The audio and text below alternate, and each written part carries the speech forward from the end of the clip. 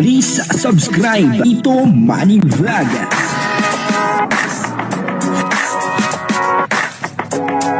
Payagan po si Tito Manny Vlog na mag-reactor para pambiling gamot sa kanya pong karamdaman. Si Krista po ay may kasama na talaga nga namang cute na cute. At para bang sa tingin ko ay special din ito kay Krista. Ano po kaya ang masasabi dito ni Kalingap Mikoy? Payag po kaya siya dito po sa kasama ni Krista? Panoorin po natin yung video at siyempre bibigyan po natin yan ng konting reaction. Pero bago po yan, siyempre ako muna po yung bumabati sa inyo lahat ng magandang umaga, magandang tanghali at magandang gabi sa inyong lahat mga kapatid. Saan mga kayo ng panig ng mundo naroon ngayon na ay mag-iingat kayo palagi at pagpalain kayo ng ating Panginoon. Maraming salamat din po sa patuloy na tumatangkilik sa aking YouTube channel at nanonood sa aking video reaction. Patuloy lang po natin suportahan sila Kuya Bal Santos Matubang, Kalingap Rob at Ed na Vlog, Jack Tapia at siyempre mga kasamahan ko pong reactor sa loob ng Kalingap. Ganun din po yung mga charity vlogger na Kalingap partner. Ito po yung video na kung saan dito ay makikita po natin na si Krista ay may kasama cute na cute, talaga nga naman, at para bang napaka-special din po nito kay Krista. Ang tanong ko po rito ay, payag po kaya etong si Kalingap Mikoy? Papanoorin po natin ang video at ang kabuuan po ng video ito ay nasa YouTube channel ni Kuya Bal Santos Matubang. Ayun, suportahan po natin, Bal Santos Matubang. Ito po yung video, panoorin po natin. Aso? Ano kuya? Hoy! Aso mo to? Ang galing naman. Masigit ka raw. Wala man. Uy! Cute ng aso. Ano to? Tuta pa lang ito, aso na. Tuta pa lang ito. Tuta ni Krista po mga kaibigan. May po ay dumalaw kina Krista ngayon. January 2. Friday. Okay po ka lang dyan? Ito yung bahay nila. Ito yung bahay nila. Pero di pa. Tapos. Wala pa yung tayo. Wala tayo. Napapintura. Binila Krista.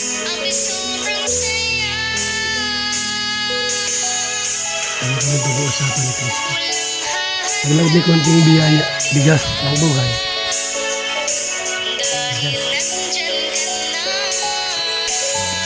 Ay, mahal ang bigas ngayon. Pag 1-2, isang sapo, 2-4. Yung 50 kilos, 2-4 pala pag dati 1-8 lang yan 1-8, ibig sabihin yung 25 kilos, 900 lang. Ngayon na 1-2 na, hindi nga.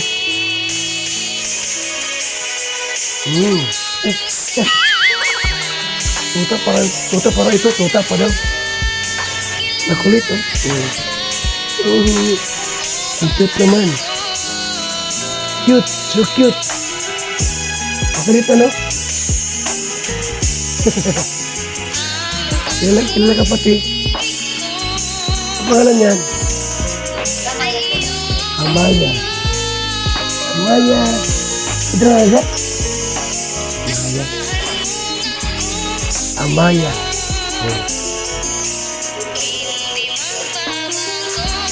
Bango Ang galing to. Bahay pa na to.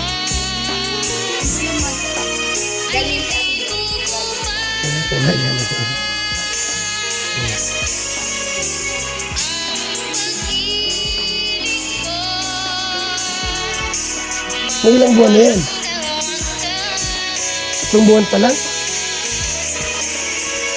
Bata pa pala yan. Ngayon, bigas akong dala. Bigay. Saan yung tatay mo? Wala dito? Nagana. Ang trabaho nun? Dati. Ano mo pa? Construction? Ano yung mason or labor lang? Magmamasyon po ng delivery. Marunong siya? Opo. Ilan taon na tatay mo? Ilan taon na? Ha? 89? Kala. Nay! Bahay niyo to? Asa naman niya? Conjugal property? Hindi po. Ito yung lupa. Galing po sa barangay. Ibig sabihin ito, ilang yung kapatid? Sinusukan po. Ah. Galing po marami po. Ilang kayo nakatira dito sa bahay na ito? 5? Sabi lang po yung 5. Kasaya ko po guys. Mabuti kayo ang pinatira ng nanay. Ginawa po kasi nakababa kasi po dun sa isang Ah, Balianin po kayo natin. wala kayo sariling bahay. Ay, sa mama mo ito? Mas wala kayong bahay sarili pa. Bakit? Sa kanila po dito ang kasama niya kasi po. Ah, ang tanda na. Ilang taon na yun? 73 na. Yung ibang kapatid, may mga asasawa na rin. Meron po. May mga pamilya na sila. Lahat. Bisig nyo na ito. Hindi naman. Kasi papatiles ko ito. Sabi ni Krista, yung asawa mo, karpintero, mason. Lahat po. Marunong siya mag-tiles. Lahat po. Marami. Ganda, ipatiles natin ito, Krista. Ayun po, no, panood po natin yung video, no. Baka akala nyo po, ha, kung sino po yung cute na kasama ni Krista, ha. Ito po ay isang napakagandang tuta. At talaga nga naman, ano po, na kahit po si Kuya Bal ay talagang nakukitan po siya doon po sa aso. Ano po, at kahit po ako ay talagang sa tingin ko ay talagang napaka-cute naman po talaga ng aso.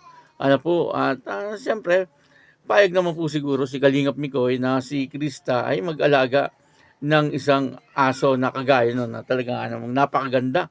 Ano po, at dito ay bagong gising yata si Krista.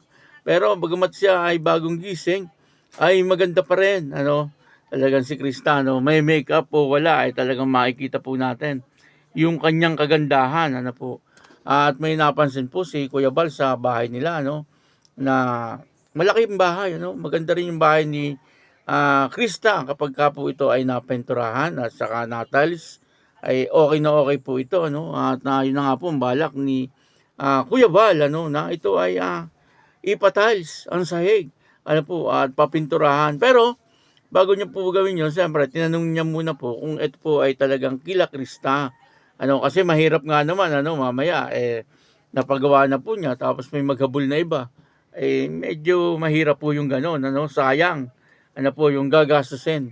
Ano, ang sabi naman po ng nanay ni Krista ay sa nanay daw po niya etong bahay na ito. Ano po, medyo mahirap din, ano, kasi siyempre may mga kapatid po yung nanay ni Krista, no, parang conjugal property yun, ano. Baka po pag makita maganda na yung bahay, ay baka may maghabol. Ano, hindi naman po sa tayo ay naguhusga. Ano, kasi may mga pangyayari pong gano'n, ano, kapag ka po nakitang maayos na yung bahay, maganda na yung bahay, ano po, biglang may maghahabol. Ano, sabihin, no, hatian mo ako dyan. Parang gano'n, ano, kasi yung pong bahay ay doon po sa magulang ng nanay ni Krista. Ano po, pero yung lupa, yun daw po ay bigay ng barangay. Ano, yung lupa, kahit nabigay ng barangay, ano, ibinigay po doon sa nanay. Ito po ay maliwanag na siyempre paghahatian po nung magkakapatid.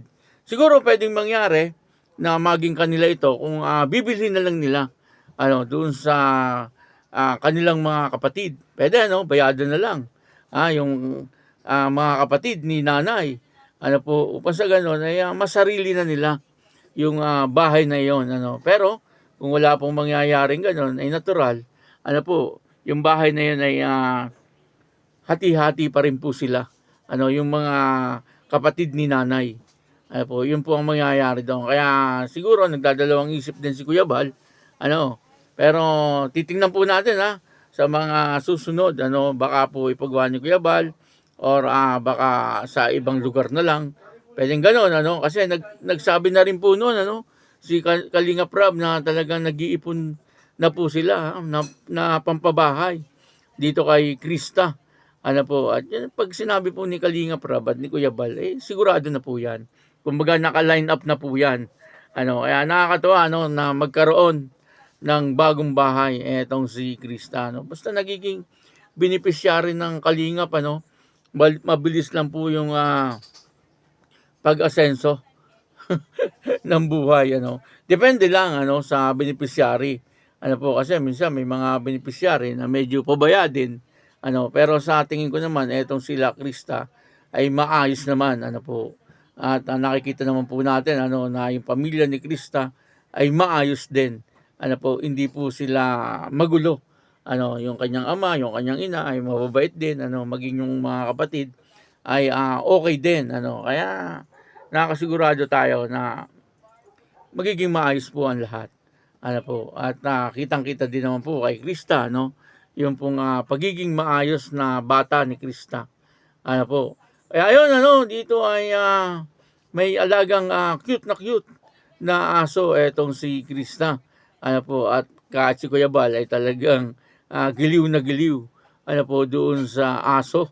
Kaya maraming salamat po sa inyo lahat. At ako po si Tito Manny Vlog na nagsasabing God bless you all. Diyos mabalos.